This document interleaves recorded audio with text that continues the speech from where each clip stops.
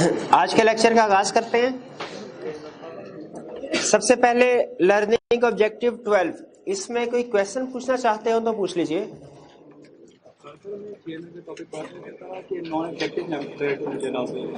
जी जी, company को specify करते हैं कि कुछ हम ऐसे जिसमें सेम होता है चेयरमैन और चीफ एग्जीक्यूटिव, बाकी में सेम होना चाहिए नहीं जनरल में। अब चेयरमैन जो है वो नॉन एग्जीक्यूटिव होना चाहिए, चीफ एग्जीक्यूटिव है वो सेम कैसे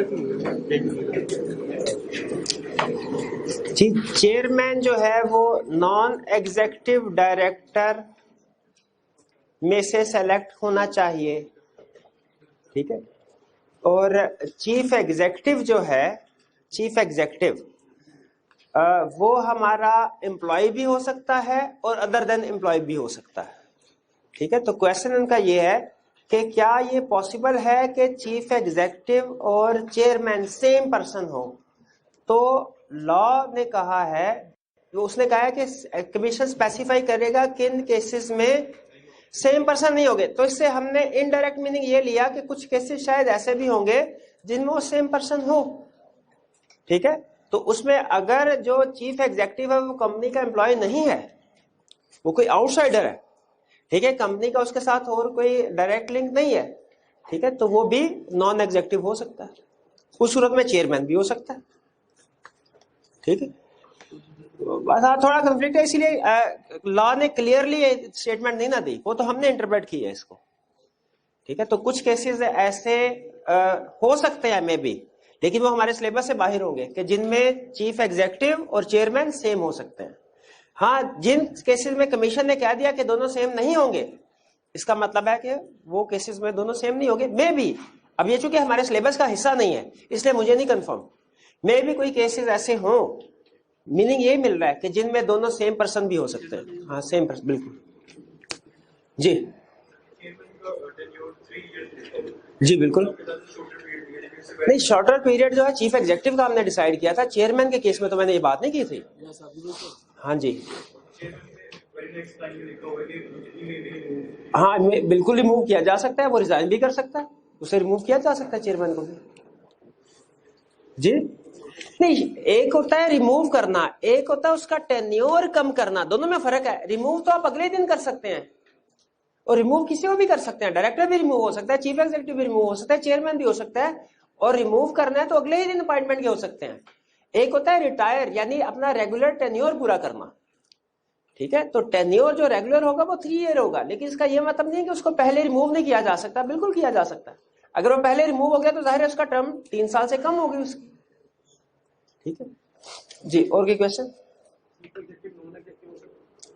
चीफ एग्जीक्यूटिव नॉन एग्जीक्यूटिव हो सकता है। देखिए चीफ एग्जीक्यूटिव अगर पहले मैनेजमेंट का हिस्सा ना भी हो तो फिर जब चीफ एग्जीक्यूटिव बन जाएगा तो वो मैनेजमेंट का हिस्सा बन जाता है। तो मेरे ख्याल में तो इसे चीफ एग्जीक्यूटिव को नॉन एग्जीक्यूटिव नहीं, वो एग्जीक्यूटिव मैनेजमेंट का ही हिस्सा समझना चाहिए, एग्जीक्यूटिव डायरेक्टर ही उसको समझना चाहिए, ठीक है। लेकिन लॉ ने कहीं पे इसको हमारे सिलेबस में डिस्कस नहीं किया। उसने ये बताया हुआ है कि चीफ एग्जीक्यूटिव अगर पहले से डायरेक्टर नहीं है तो अज्यूम किया जाएगा डीम टू बी डायरेक्टर, लेकिन कौन सा डायरेक्टर, क्या एग्जीक्यूटिव डायरेक्टर या नॉन एग्जीक्यूटिव डायरेक्टर, ये उसने डिस्कस नहीं किया जी। और कोई क्वेश्चन? चेयरमैन के टेन्योर वाला ईयर जो चीफ एग्जीक्यूटिव का बना था उसमें भी ये लिखा था कि 3 इयर्स है या उससे पहले भी रिमूव किया जा सकता है। उसमें आपने जब पढ़ाया था आपने कहा था ये 3 ईयर आर सर्टिफिकेट आपने साथ लिखना है। सर इसमें आप क्यों नहीं किया? 3 ईयर शॉर्टर पीरियड सिर्फ चीफ एग्जीक्यूटिव के लिए है, डायरेक्टर्स के लिए या चेयरमैन ऑफ डायरेक्टर्स के लिए शॉर्टर पीरियड के अल्फाज नहीं है, उनका टेन्योर 3 ईयर है। हाँ, लेकिन इसका यह मतलब नहीं है कि उन्हें 3 ईयर से पहले रिमूव नहीं किया जा सकता, भी किया जा सकता है। डायरेक्टर्स के केस में हमने पढ़ा है उसको भी रिमूव किया जा सकता है, ठीक है। हमने रूल भी पढ़े थे, इलेक्टेड डायरेक्टर है तो क्या करेंगे, और अगर अपॉइंट किया आपने फर्स्ट डायरेक्टर कैजुअल वैकेंसी वगैरह तो उस सूरत में क्या होगा, वो भी हमने पढ़ा है। तो टेन्योर 3 साल है डायरेक्टर्स का और चेयरमैन का, इनके साथ शॉर्टर पीरियड के अल्फाज नहीं है, लेकिन इसके बावजूद भी इनको पहले रिमूव किया जा सकता है, इसीलिए उसने साथ में लिख दिया कि उनको पहले बिल्कुल विकेट हो सकता है ऑफिस। और कोई क्वेश्चन? लिस्टेड कंपनी के जो चेयरमैन होते हैं ये नॉन इफेक्टिव भाई चेयरमैन नॉन एग्जेक्टिव में से क्यों सेलेक्ट करते हैं अल्लाह जाने, मुझे नहीं पता। मुझे सिर्फ इतना पता, मैंने आपको पहले बताया था, लॉ पास करने के लिए ये जानना जरूरी है कि क्या है, क्यों है, ये जानना जरूरी नहीं है। ठीक है जी, अगर कभी मुझे पता होगा तो मैं आपको बता दिया करूंगा, नहीं पता होगा तो मैं नहीं बताऊंगा, वो जानना जरूरी नहीं है। अगर आपको कभी भी मैं क्यों का लफ्ज मतलब ना बताऊं, क्यों का जवाब, तो इसके बावजूद आपका लॉ पास हो सकता है, कोई इशू नहीं इसमें। चलिए अब पास पेपर के क्वेश्चन की तरफ चलते हैं। Question 62, how a chairman of the board is elected. Board of director का चेयरमैन कैसे इलेक्ट किया जाता है? इलेक्टेड बाय, कौन करता है? Directors within 14 days of election. ठीक है, और सेलेक्ट कहां से किया जाता है? Among non executive director, among independent director या non executive director? Non executive director, शाबाश। 63, an executive director can not become the chairman of the board, do you agree with the statement? जी, executive director chairman नहीं बन सकता, agree करते हैं? बिल्कुल। क्यों? क्योंकि चेयरमैन सेलेक्ट होना चाहिए, इलेक्ट होना चाहिए अमंग नॉन एग्जेक्टिव डायरेक्टर। अच्छा, 64 में एक छोटी सी केस स्टडी है जिसमें डायरेक्टर्स की क्लासिफिकेशन बता रहा है कि कंपनी, लिस्टेड कंपनी है, इसके कुछ इंडिपेंडेंट डायरेक्टर्स हैं, नॉन एग्जेक्टिव डायरेक्टर है और एग्जेक्टिव डायरेक्टर्स हैं। वो कह रहा है एडवाइस कीजिए which of the above directors are eligible to be appointed as chairman of the board. Non executive director, simple, Salman, Arif and Ashraf. फिर कह रहा है also state the time frame for his appointment within the 14 days of election of directors, duration of office 3 years unless he earlier resigns वगैरह, ये formality के अल्फाज होते हैं, हालांकि अंडरस्टूड है, लेकिन फिर भी आप इसके साथ टेन्योर के साथ लिख दीजिए। And his responsibilities, board decide करता है, प्लस रिव्यू रिपोर्ट इसने फाइनेंशियल स्टेटमेंट के साथ इंक्लूड करनी होती है। क्लियर हो गया ये? चल जी, हाँ जी, मैं यही इसी सवाल से बचना चाह रहा था। इंडिपेंडेंट डायरेक्टर्स भी नॉन एग्जेक्टिव डायरेक्टर होते हैं, तो असल में चूंकि इंडिपेंडेंट डायरेक्टर जो इसने कहा हुआ है वो एग्जेक्टिव डायरेक्टर कभी भी नहीं होते, नॉन एग्जेक्टिव होते हैं, तो इनमें से भी सिलेक्शन की जा सकती है। मेरा अपना पॉइंट ऑफ व्यू यही है कि ये जो चेयरमैन बनाया जाएगा वो सलमान, आरिफ एंड अशरफ के साथ साथ खालिद, दाऊद और रहमत, इनमें से भी चेयरमैन बनाया जा सकता है, क्योंकि ये इंडिपेंडेंट है और इंडिपेंडेंट नॉन एग्जेक्टिव ही होते हैं। ठीक है, एग्जेक्टिव नहीं होते, तो ये भी क्वालिफाइड है चेयरमैन बनने के लिए। ठीक है, करना चाहिए। लेकिन आई कैप ने अपने सजेस्टेड सोल्यूशन में वो नॉन एग्जेक्टिव डायरेक्टर को ही कवर किया है। वो उसने ब्लाइंडली जो लॉ में लिखा हुआ है उसी को सामने रख के नॉन एग्जेक्टिव डायरेक्टर में से सिलेक्शन किया कि ये लोग हैं एलिजिबल। वरना मेरा भी ये ख्याल है कि इंडिपेंडेंट डायरेक्टर्स भी चेयरमैन बनने के लिए एलिजिबल है। सर्टिफाइड कंपनी नहीं है, फिर वो एग्जेक्टिव भी आ जाएंगे इसमें। अगर सर्टिफाइड कंपनी नहीं है ना ये बाय कंडीशन, तो फिर वो भी आ जाएंगे एग्जेक्टिव। सर्टिफाइड कंपनी फिर। चलिए, ये क्वेश्चन हो गया क्लियर। अब आते हैं एमसीक्यूज की तरफ। एमसीक्यूज की तरफ, अच्छा मैं आपको रेंज बताऊंगा क्वेश्चन 1 से 5, 6 से 10। आपने जो प्रॉब्लम होगी वो मेरे साथ डिस्कस, जिस एमसीक्यूज में प्रॉब्लम होगी वो मुझे बता देना है। लेकिन कोशिश करें कि जब हम आगे चले जाए ना, जैसे 11 से 15 पे, तो तब आपने क्वेश्चन नंबर 3 नहीं पूछना। ठीक है, रिवर्स गियर ना लगवाइएगा। एमसीक्यूज में सबसे पहले क्वेश्चन नंबर 1 से 5 तक कोई प्रॉब्लम, 1 भी है 2 भी है, चले पहले 1 कर लेते हैं। Anas, Asadullah, Amin and Arqam are founder partners of Fast Movers Forwards, FMF. FMF क्या है? पब्लिक कंपनी या प्राइवेट कंपनी? कौन सी कंपनी है एफएमएफ? पब्लिक, ना पब्लिक है ना प्राइवेट है, वो साथ में कह रहा है फाउंडर पार्टनर्स है। ये तो पार्टनरशिप है, ये कंपनी है ही नहीं। In January 2020, all partners had purchased shares of Quality Tiles Limited, a listed company. Partners ने एक लिस्टेड कंपनी के शेयर्स परचेज किए। In June 2020, they contested the election of directors of QTL and got elected as director out of 7 positions. उन्होंने election लड़ा और elect भी हो गए. अब टोटल 7 डायरेक्टर हैं जिनमें से 4 ही हैं. Being majority directors of QTL, they cancelled the contract of existing logistics service providers and awarded a contract to FMF. चूंकि मेजोरिटी ऑफ डायरेक्टर्स थे, उन्होंने जो एग्जिस्टिंग कॉन्ट्रैक्ट था उसको कैंसिल करवा दिया और अपनी पार्टनरशिप फर्म के साथ एग्रीमेंट करवा दिया. क्या करवा सकते हैं? क्यों? मेजोरिटी ऑफ डायरेक्टर्स है, क्यों नहीं करवा सकते? क्योंकि उनका इंटरेस्ट है.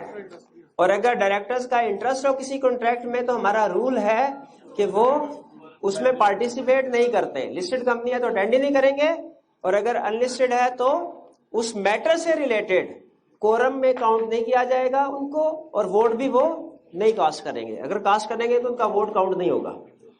यहां पे कह रहा है whether the forward contract is valid. बताइए क्या ये कॉन्ट्रैक्ट वैलिड है? पहला यस, बिकॉज नहीं, कॉन्ट्रैक्ट वैलिड नहीं है क्योंकि इंटरेस्टेड डायरेक्टर का केस है, इसमें ये डायरेक्टर पार्टिसिपेट नहीं कर सकते. बी में कह रहा है no the contract need to be approved by majority of such directors who are not interested in this side contract. ये ठीक है. सी में क्या प्रॉब्लम है? No contract must be laid before the general meeting for approval. कह रहा है नहीं, कॉन्ट्रैक्ट जनरल मीटिंग में प्रेजेंट करना चाहिए अप्रूवल के लिए. क्या ये कॉन्ट्रैक्ट जनरल मीटिंग में अप्रूवल के लिए प्रेजेंट करना चाहिए? क्यों नहीं करना चाहिए? क्योंकि ये उस लिस्ट में नहीं है जो जनरल मीटिंग को प्रेजेंट की जाती है. मेरे भाई बताइए वो कौन सी वाली ट्रांजैक्शंस हैं, कौन से कॉन्ट्रैक्ट है जो बोर्ड ऑफ डायरेक्टर्स की मीटिंग में अप्रूव होने के बाद जनरल मीटिंग में प्रेजेंट होना जरूरी है? पढ़ा हुआ ना हमने कुछ पावर्स ऑफ डायरेक्टर्स के केस में. वो कौन सी डायरेक्टर्स की पावर्स हैं जिनकी अप्रूवल जनरल मीटिंग में भी होनी चाहिए? सब्सिडरी को सैलियां डिस्पोज करना और sizeable part of business or undertaking 25% को डिस्पोज करना या रिमिट करना लोन स्पेसिफाइड पर्सन से. बिल्कुल ठीक. तो ये चूंकि नॉर्मल कॉन्ट्रैक्ट एग्रीमेंट है, डायरेक्टर्स ही इसको प्रूव करेंगे, लेकिन इंटरेस्टेड डायरेक्टर्स में पार्टिसिपेट नहीं कर सकते, इसलिए बी ऑप्शन करेक्ट है जी. इसके अलावा 2, Abid is the chairman of board of directors of innovative technologies limited ITL and is present in ITL's 25th annual general meeting. However, due to difference of opinion with ITL's chief executive on few agenda items, Abid is unwilling to chair the AGM. इस situation में क्या होगा सुनिए. आपको ने कल concept बताया था कि चेयरमैन ऑफ बोर्ड और chairman of meeting different concept है. चेयरमैन ऑफ बोर्ड तो चेयरमैन ऑफ बोर्ड ही रहेगा जब तक कि उसको रिमूव नहीं किया जाता, लेकिन जो चेयरमैन ऑफ मीटिंग है ये हर मीटिंग में डिसाइड किया जाता है. नॉर्मली जो कोई भी मीटिंग हो, बोर्ड मीटिंग हो या के जनरल मीटिंग हो, उसका चेयरमैन जो है वो चेयरमैन ऑफ बोर्ड होता है. लेकिन अगर चेयरमैन ऑफ बोर्ड किसी वजह से प्रेजेंट नहीं है या विलिंग नहीं है मीटिंग को चेयर करने के लिए, तो फिर जो रिमेनिंग डायरेक्टर्स होते हैं उनमें से किसी एक को डायरेक्टर चुन लेते हैं. डायरेक्टर, बाकी के डायरेक्टर अपने में से किसी एक डायरेक्टर को चुन लेते हैं कि आप इस मीटिंग को चेयर कर लेंगे. अगर कोई भी डायरेक्टर प्रेजेंट नहीं है या विलिंग नहीं है मीटिंग को चेयर करने के लिए, तो फिर उसके बाद मेंबर्स की बारी आती है. मेंबर्स अपने में से किसी एक मेंबर को चुन के मीटिंग का चेयरमैन बना लेते हैं. लेकिन याद रखें ये स्टेप बाय स्टेप पावर होगी. ऐसा नहीं है कि स्टार्ट में ही मेंबर्स की मर्जी होगी कि वो अपने में से किसी को अगर चेयरमैन चुनना चाहे तो चुन सकते हैं. नहीं, मीटिंग का चेयरमैन कौन होगा? Chairman of the board. अगर वो विलिंग नहीं है या प्रेजेंट नहीं है तो फिर डायरेक्टर में से कोई एक, अगर वो भी विलिंग या प्रेजेंट नहीं है फिर मेंबर की बारी आएगी. तो यहां पे अब क्या कह रहा है, सिचुएशन क्या है? चेयरमैन ने कहा जी मैं तो मीटिंग को चेयर नहीं करूंगा, फिर चीफ एग्जीक्यूटिव प्रिजाइड करेगा एजीएम को? नहीं. The member present in AGM shall choose one of the members to be the chairman. ये हो सकता है, लेकिन उस वक्त अगर कोई भी डायरेक्टर विलिंग या प्रेजेंट ना हो, वरना पहले किसकी बारी आएगी? डायरेक्टर्स की. C the members holding highest number of share present shall preside the AGM as chairman. नहीं. One of the director present may be elected to be the chairman of the said AGM. D option correct है. Clear जी? 1 से 5 तक और कोई issue? कोई issue नहीं. 6 से 10 तक, 6 से 10 तक इसमें भी कोई इशू नहीं. करके आए हुए ना. 11 से 15 तक। हाँ ये अभी आवाज आई, कौन सा पहला MCQ? 14। Number of directors to be elected in the forthcoming election shall be fixed by director at least 35 days before general meeting से 35 दिन पहले। तो बी ऑप्शन करेक्ट है।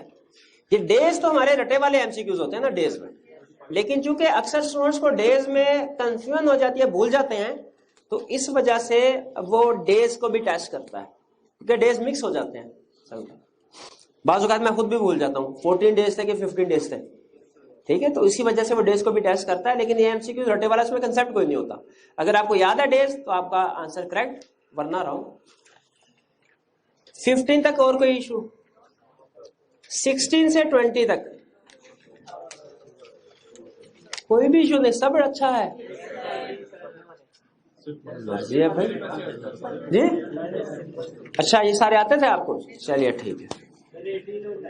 18 और 19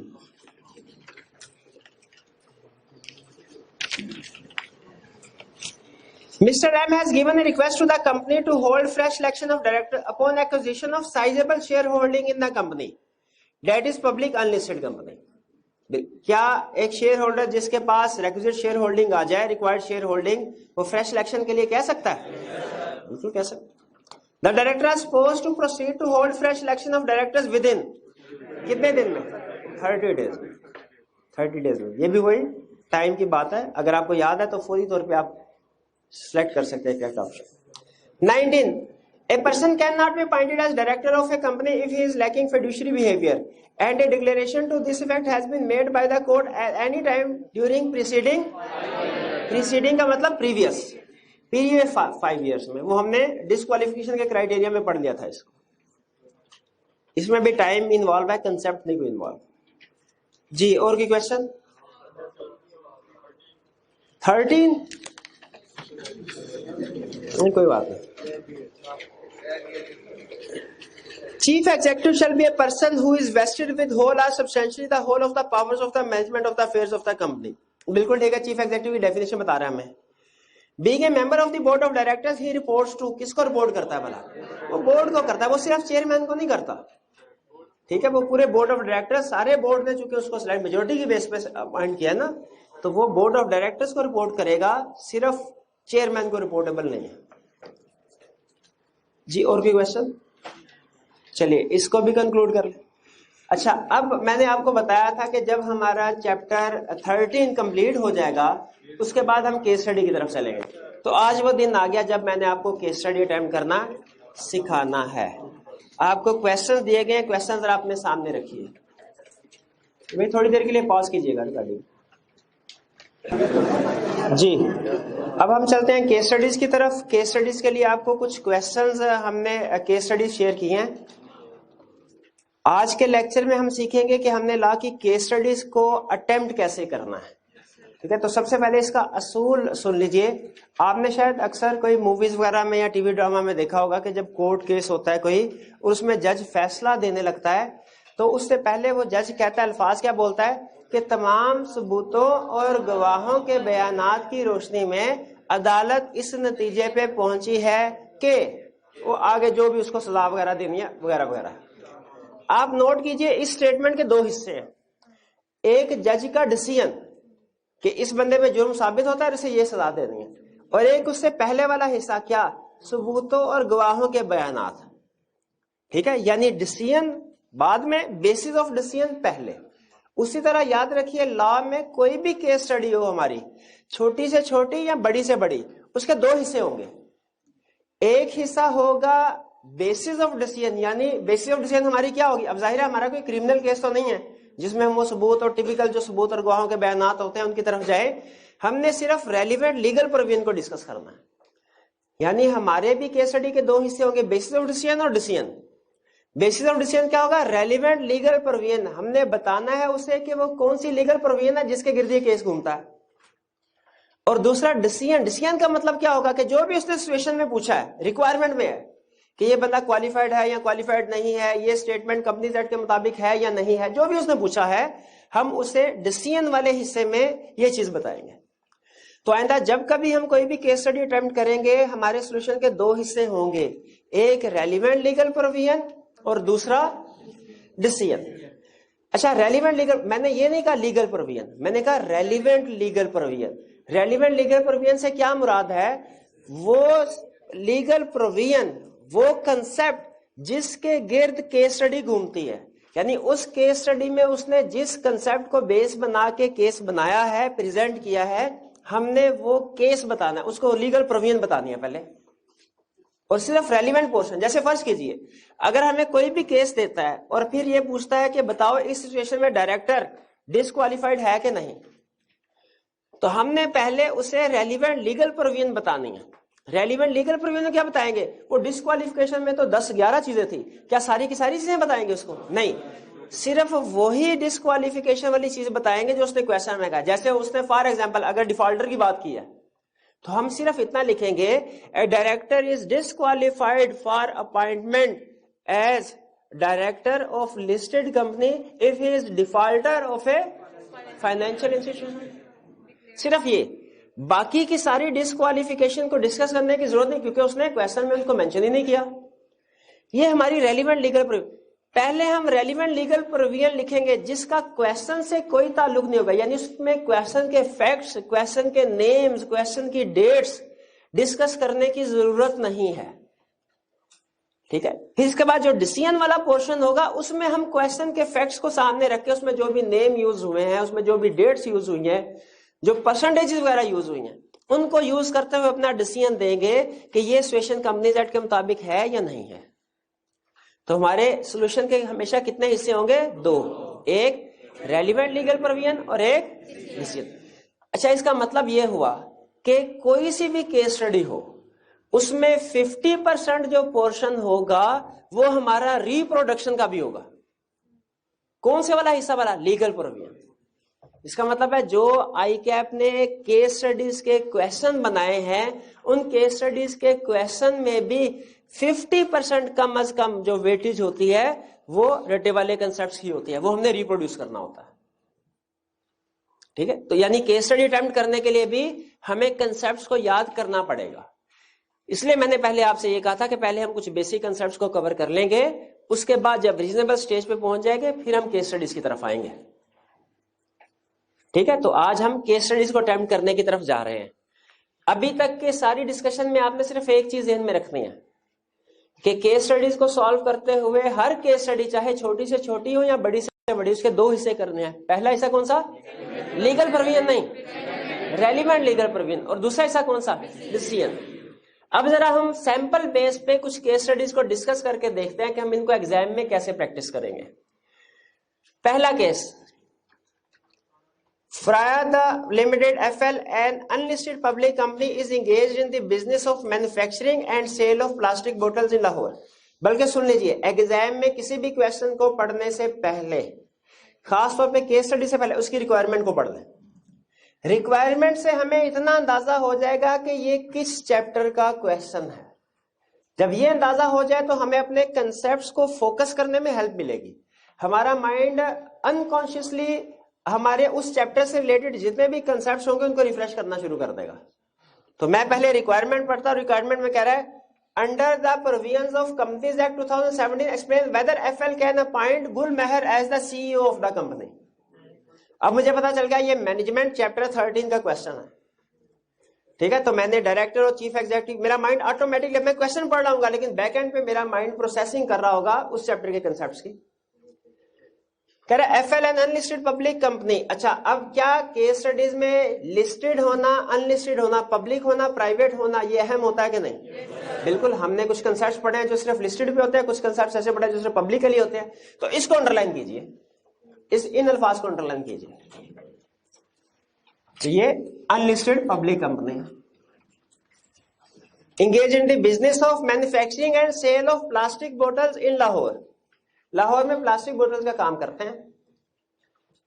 अब FL is planning to appoint Gul Mehar as the CEO of the company. FL Gul Mehar को appoint करना चाहते हैं तो बिल्कुल कर लें, यहां तक कोई प्रॉब्लम तो नहीं है। आगे चलते हैं। During an interview with Gul Meher, he disclosed to the board that his wife Muna is running a corporate brokerage house in Lahore. बताइए क्या यह इस सारे सेंटेंस में कोई कीवर्ड है? क्या कीवर्ड है? Brokerage house. Spouse brokerage house run कर रही है, ठीक है। अच्छा, इससे रिलेटेड हमने कोई लीगल प्रोविजन पढ़ी है क्या? बिल्कुल लीगल प्रोविजन पढ़े है। आगे चलते हैं, अभी फिलहाल अंडरलाइन कर रहा हूं, अभी लीगल प्रोविजन की तरफ नहीं आ रहा। And that his son Sultan, who is business graduate, is engaged in the business of selling plastic bottles in Multan. जी अच्छा, वैसे नेचर ऑफ बिजनेस से फर्क नहीं पड़ता, लेकिन यहां पे हमें फौरन क्लिक हुआ कि जिस कंपनी का सीईओ बनने जा रहा है वो भी प्लास्टिक बोतल में डील करते हैं, और जो उसका सन चलाता है वैसे वो भी प्लास्टिक बोतल में डील करता है, तो कंपीटिंग बिजनेस हो गया। यहां तक। अब इसका मतलब है इस केस स्टडी में दो लीगल प्रोविजंस इन्वॉल्व हो रही हैं, एक ब्रोकरेज हाउस वाली, एक प्लास्टिक बोतल वाली। तो पहले मैं क्या करूंगा, सबसे पहले रेलिवेंट लीगल प्रोविजन। अब यहां पे एक नहीं दो है, वन बाय वन करके भी इनको डिस्कस किया जा सकता है। आप दोनों रेलिवेंट लीगल प्रोविजन इकट्ठी करके उसके बाद उनको डिसीजन भी इकट्ठा कर लें, आपकी मर्जी है। मैं वन बाय वन डिस्कस कर रहा हूं। सबसे पहले कौन सी सिचुएशन आई हमारी? ब्रोकरेज हाउस की। अब बताइए ब्रोकरेज हाउस के बारे में रेलिवेंट लीगल प्रोविजन क्या है?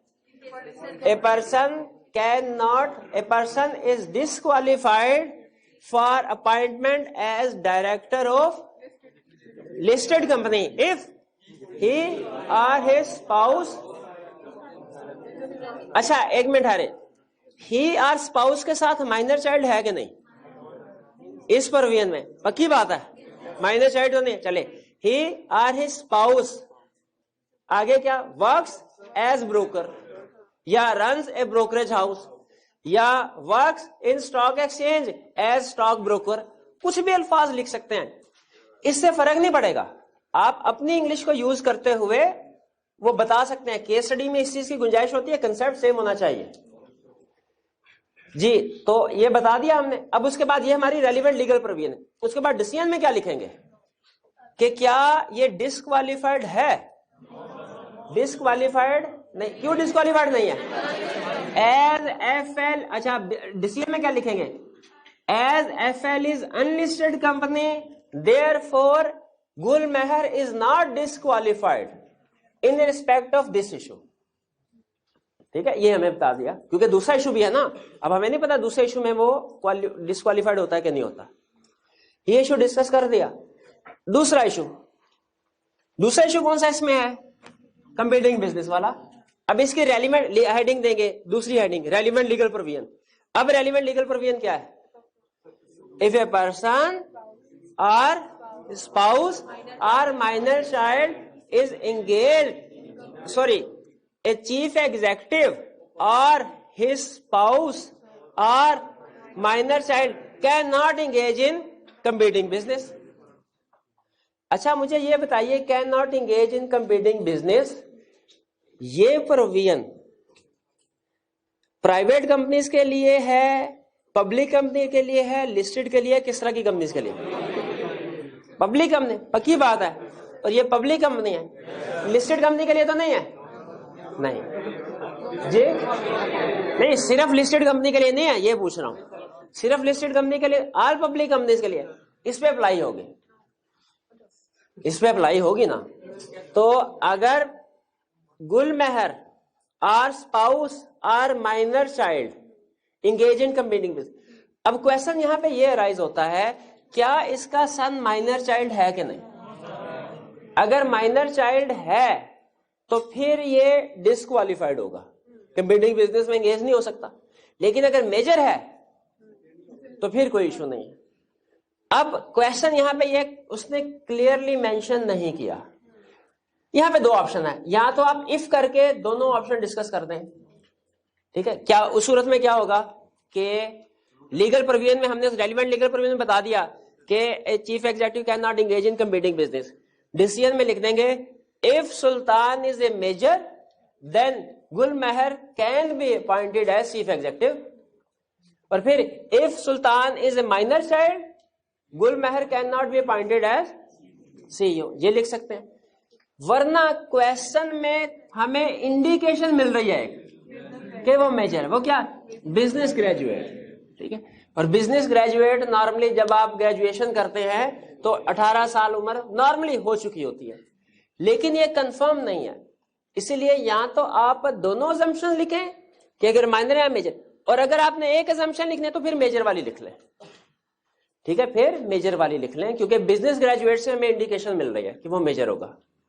तो इस सिचुएशन में हम क्या लिखेंगे डिसीजन में, के अपॉइंटमेंट हो सकती है, डिस्क्वालिफाइड नहीं है, ठीक है। Chief executive can be appointed, Gulmehar can be appointed as chief executive because Gulmehar is major शायद, कंपीटिंग बिजनेस है। अच्छा अब आगे 1 मिनट है मेरे भाई, कंप्लीट। हाँ, एक स्टूडेंट कहने लगा सर ये तो मार्केट डिफरेंट है, अगर माइनर भी हो तो कोई मसला नहीं है, क्यों, क्योंकि सेम मार्केट नहीं है। देखिए लॉ में सेम मार्केट का मतलब फिजिकली मार्केट नहीं है, सेम मार्केट का मतलब उसकी नेचर है। वो मुल्तान में है, लाहौर में है, स्टिल कंपीटिंग बिजनेस है। वरना तो आप फिर ये कह सकते थे सर एक शालमी में है कि नारगली में है, ये भी सेम मार्केट नहीं है। तो लॉ मार्केट का मतलब फिजिकल प्लेसेस नहीं लेता, बल्कि नेचर या प्रोडक्ट जो है सिमिलर होने चाहिए। भाई ये समझ आ गया आपको। इसमें हमने क्या सीखा, जब भी केस स्टडी सॉल्व करनी है पहले रेलिवेंट लीगल प्रोविजन, फिर उसके बाद यहां पे चूंकि 2 इश्यूज थे, एक कंपीटिंग बिजनेस वाला भी, एक ब्रोकरेज वाला भी, तो हमने इन दोनों को 1 बाय 1 डिस्कस कर लिया, दोनों की लीगल प्रोविजन भी बताई, दोनों का डिसीजन भी। क्लियर हो गया? चलिए नेक्स्ट क्वेश्चन की तरफ चलते हैं, जरा पॉज कीजिएगा। नेक्स्ट क्वेश्चन की तरफ चलते हैं। नेक्स्ट क्वेश्चन में कह रहे हैं under the provisions of the companies Act 2017 comment on the each of the following independent situations. आप नोट कीजिए, इसमें रिक्वायरमेंट पढ़ के हमें अंदाजा नहीं हो रहा कि किस चैप्टर का क्वेश्चन है। इसका मतलब है केस के फैक्ट्स को पढ़ के अंदाजा होगा। तो फैक्ट्स पढ़ते हैं। Zafar was recently appointed as a director of HP limited, a listed company. अब लिस्टेड कंपनी चूंकि ये हमारे कंसेप्ट को इफेक्ट करता है, ये लफ्ज से मैंने इसको अंडरलाइन कर दिया। In March 2018, the board of directors came to know that Zafar had been declared a defaulter by the High Court. Board of directors को पता चला कि जफर को डिफॉल्टर डिक्लेयर कर दिया गया है। अब बताइए कौन सी रेलिवेंट लीगल प्रोविजन है? डिस्क्वालिफिकेशन। ये कंसेप्ट किस टॉपिक पे बेस कर रहा है? डिस्क्वालिफिकेशन ऑफ डायरेक्टर्स पे। अब रेलिवेंट लीगल प्रोविजन कौन सी होगी? कि a person cannot be appointed as director of listed company या director of a listed company becomes disqualified। आप अल्फाज चेंज करके अपने अल्फाज में भी लिख सकते हैं। Director of a listed company becomes disqualified if he has been declared defaulter by high court, defaulter of financial institution by high court। यहाँ पे मेंशन नहीं किया, लेकिन चूंकि हमें डिफॉल्टर की तरफ लेके जा रहे हैं तो इसका मतलब फाइनेंशियल इंस्टीट्यूशन का डिफॉल्टर ही होगा। ये हमने लीगल प्रोविजन बता दी। अब बताइए डिसीजन में, ये रेलिवेंट लीगल प्रोविजन थी। अगला सेक्शन हेडिंग होगी हमारी डिसीजन। डिसीजन में बताइए जफर डिस्क्वालिफाइड है कि नहीं? As Zafar has been declared defaulter therefore he becomes disqualified. ये हमारा डिसीजन हो गया। यानी रेलिवेंट लीगल प्रोविजन में हमने कंसेप्ट लिखना है रेलिवेंट, और डिसीजन में क्वेश्चन के फैक्ट्स को डिस्कस करते हुए अपना फैसला देना। क्लियर हुई? आगे बढ़ते सेकंड। जी जी नहीं, वो आज डिफॉल्टर डिक्लेयर हुआ है। अगर आज डिफॉल्टर डिक्लेयर हुआ है तो इसका मतलब है आज से पहले वो वैलिड डायरेक्टर था।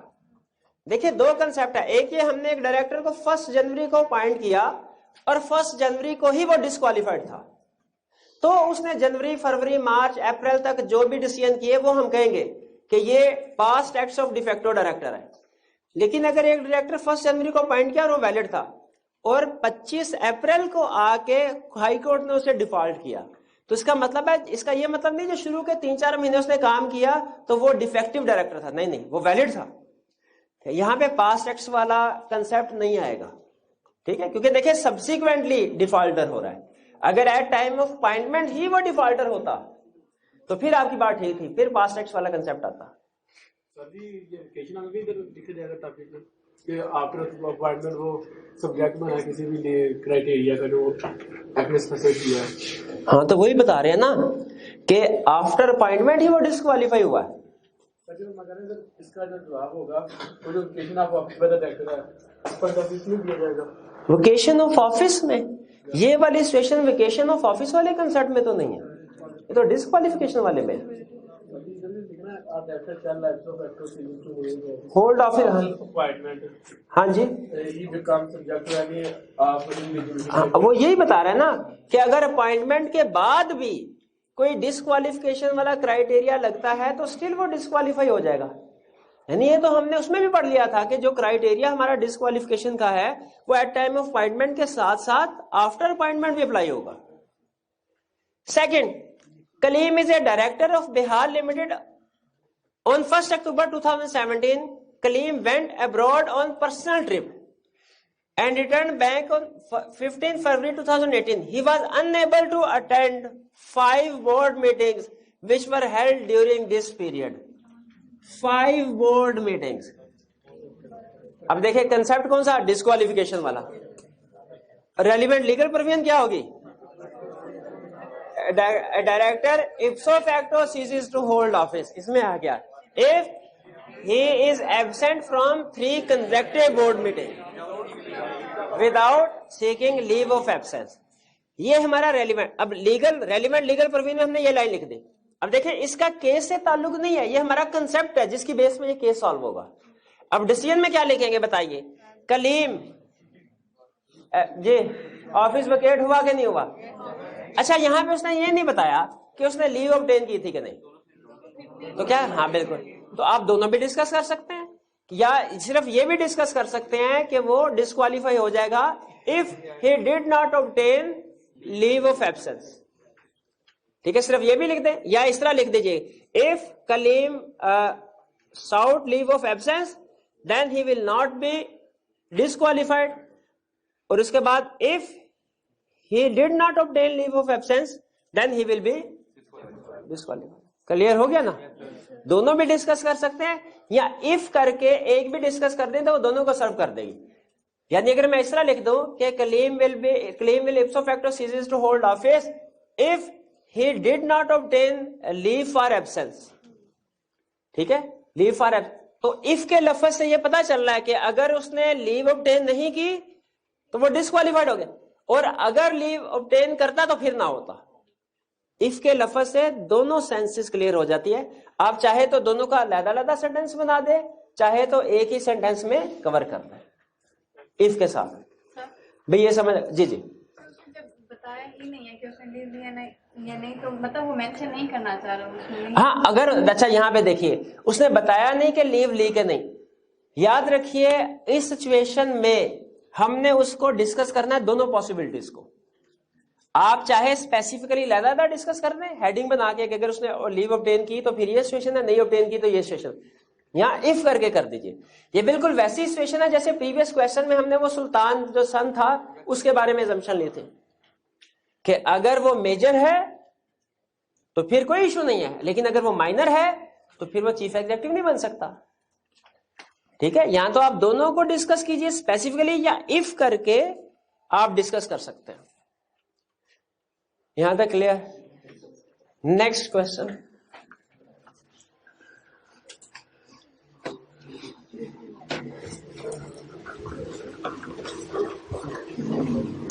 जी यहां पे कह रहा है अच्छा सबसे पहले रिक्वायरमेंट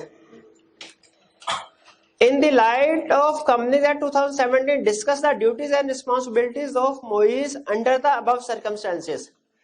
क्वेश्चन पढ़ के नहीं कुछ अंदाजा लग रहा कि किस चैप्टर का क्वेश्चन होगा। हाँ, ड्यूटीज एंड रिस्पॉन्सिबिलिटी से लग रहा है कि हमारे लॉ में ड्यूटीज और रिस्पॉन्सिबिलिटी डायरेक्टर की डिस्कस हुई है, तो शायद उससे रिलेट कर रहा होगा, लेकिन अभी कंफर्म नहीं हुआ। क्वेश्चन के फैक्ट से कंफर्म होगा। Disneyland limited is considering purchase of a new production house which is currently owned by Marvels private limited.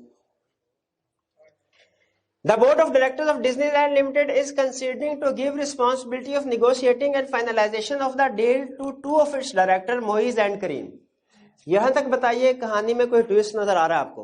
कोई नहीं, सिंपल कहानी चल रही है, कर सकते हैं बिल्कुल, डायरेक्टर ही ज़ाहिर है कंपनी के बिहाफ में निगोशिएशंस करते हैं। However, Nagma, the wife of Moiz, and their 15-year-old son Riaz jointly hold 15% shares of Marvels Private Limited. जी, अब जिस कंपनी के साथ निगोशिएशन करने जा रहे हैं उसमें उस डायरेक्टर के स्पाउस और के शेयर। अब बताइए, अब आ गया मसला, कंपीटिंग बिजनेस वाला केस आ गया ना भाई, कंपीटिंग बिजनेस वाला केस आ गया कि नहीं? नहीं आया। तो कंपीटिंग बिजनेस में भी इंटरेस्ट नहीं होता? कंपीटिंग बिजनेस में भी मैनेजमेंट और ओनर दोनों शामिल होते हैं। नहीं, कंपीटिंग बिजनेस में प्राइवेट कंपनी का कंपीटिंग बिजनेस अलाउड था क्या? सही परवीन पे आइए, ये कंपीटिंग बिजनेस क्यों नहीं है, साबित कीजिए। कंपीटिंग बिजनेस वाला कंसेप्ट क्यों नहीं?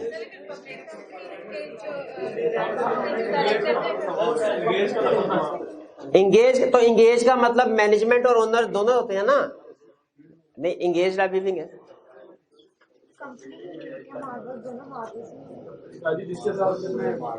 सिंपल कंसेप्ट, वो डायरेक्टर्स के लिए कंसेप्ट नहीं है कंपीटिंग बिजनेस वाला, वो चीफ एग्जीक्यूटिव के लिए है। ये दोनों डायरेक्टर्स की बात कर रहे हैं, तो यहाँ पे कंपीटिंग बिजनेस वाला कंसेप्ट एप्लीकेबल नहीं है। यहाँ पे फिर कौन सा कंसेप्ट एप्लीकेबल है? डायरेक्टर्स इंटरेस्ट वाला। डायरेक्टर्स, अच्छा मुझे बताइए, हर कंपनी के डायरेक्टर ने अपना इंटरेस्ट डिस्क्लोज करना होता है क्या? फिर बताइए कि सिर्फ पब्लिक कंपनी के डायरेक्टर ने डिस्क्लोज करना होता है?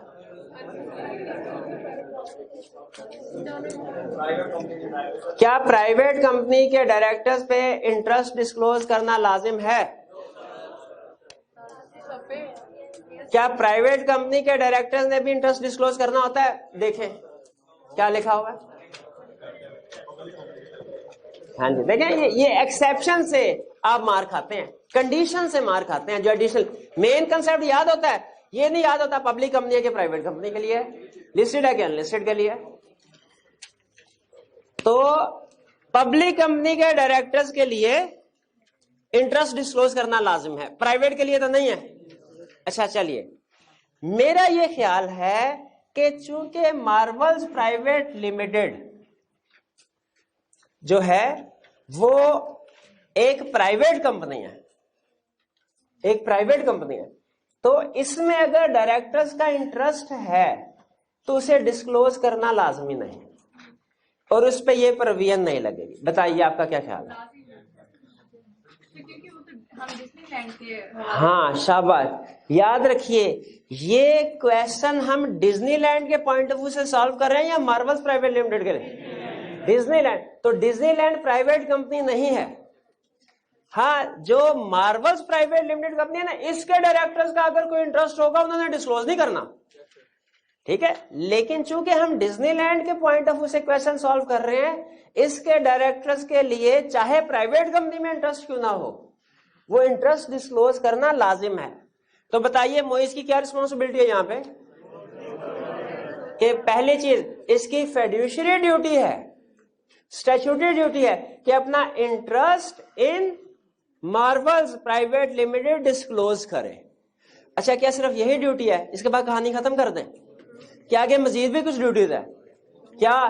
कि इसके बाद अब इसकी मीटिंग में ये जब मैटर डिस्कस हो रहा है तो इसके मैटर्स में डिस्कशन में पार्टिसिपेट ना करें, और तीसरा इसमें वोट भी कास्ट ना करें, कोरम के लिए भी काउंट नहीं होगा ये, ठीक है। ये चारों पॉइंट्स आपने लिखने हैं। डिस्क्लोज करेगा, कोरम के लिए काउंट नहीं किया जाएगा, पार्टिसिपेट नहीं करेगा डिस्कशन में, वोट नहीं दे सकता, अगर वोट देगा तो वो भी काउंट किया, वो भी इसका काउंट नहीं होगा। ये ड्यूटीज एंड रिस्पॉन्सिबिलिटीज क्लियर हो गई जी। फिजिकल प्रेजेंस वाला कौन सा फिजिकल प्रेजेंस? तो क्या ये, हाँ लिस्टेड कंपनी है, ये लिस्टेड कंपनी है। कहाँ लिखा लिस्टेड कंपनी है? वो तो नहीं लिखा हुआ। तो लिस्टेड कंपनी के केस में भी सिमिलर प्रोविजंस होते हैं, यानी उसमें हम जब ये कह देते हैं रिस्ट्रिक्शन रिस्पॉन्सिबिलिटी सेम होती। लिस्टेड कंपनी के केस में तो इसने मीटिंग में जाना ही नहीं था, ठीक है, लेकिन हम वहां पे सिर्फ एक लाइन नहीं लिखेंगे कि मीटिंग, हाँ बिल्कुल, वो रिस्ट्रिक्शन सारी लिखेंगे कि मीटिंग्स को अटेंड नहीं करेगा और ये डिस्कशन में भी पार्टिसिपेट नहीं करेगा, वोट भी, कोरम के लिए भी काउंट वगैरह नहीं होगा। क्लियर हो गया? नेक्स्ट केस स्टडी की तरफ चलते हैं हम। नेक्स्ट कह रहा है, सबसे पहले रिक्वायरमेंट, या इस तरह करते हैं हम, बाकी कल के लेक्चर में। चलिए, आपने केस स्टडी अटेम्प्ट करके लानी है, और क्वेश्चन केस स्टडी नंबर 5 ये आपने अटेम्प्ट नहीं करनी, ये हमारे सिलेबस में नहीं है, ठीक है, ये अटेम्प्ट नहीं करनी, बाकी की सारी केस स्टडी अटेम्प्ट करनी है। आज का लेक्चर यहाँ पे खत्म करते हैं। अल्लाह हाफिज।